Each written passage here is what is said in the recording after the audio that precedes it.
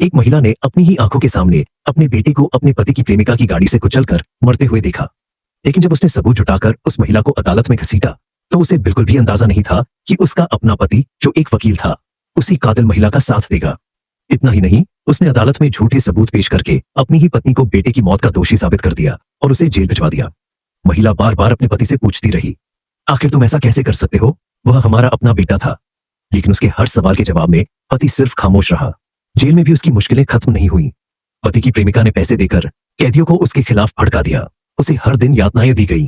कई बार उसने अपनी जिंदगी खत्म करने का सोचा, लेकिन जैसे ही उसे अपने बेटे की दर्दनाक मौत याद आती, उसके दिल में बदले की आग फिर से जल उठती। सालों बाद जब वह जेल से बाहर निकली और अपने घर पहुंची तो जो नजारा उसने देखा, उससे उसके पैरों तले जमीन खिसक गई। उसका पति उसी महिला और उनके बच्चे के साथ जन्मदिन मना रहा था। महिला गुस्से में उनके पास पहुंची और जवाब मांगने लगी, लेकिन उसके पति ने ठंडे स्वर में कहा, पुरानी बातें भूल जाओ और आगे बढ़ो। वहीं वह कातिल महिला मासूम बनने का नाटक करने लगी। यह देखकर महिला का गुस्सा फूट पड़ा और उसने उसे एक जोरदार थप्पड़ मार दिया। लेकिन अगले ही पल उसका पति उस महिला के सामने ढाल बनकर खड़ा हो गया। फिर उसने जो कहा, उसे सुनकर महिला का दिल पूरी तरह टूट गया। उसने कहा कि उन्होंने उसके मृत बेटे से भी उस महिला को उसकी गॉड मदर के रूप में स्वीकार करवा दिया था। अब महिला पूरी तरह टूट चुकी थी। उसने तुरंत तलाक की मांग की, लेकिन उसके पति ने साफ इनकार कर दिया।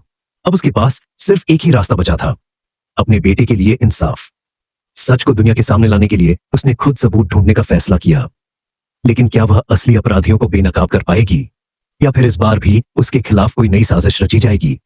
जानने के लिए कहानी का अगला भाग जरूर देखें।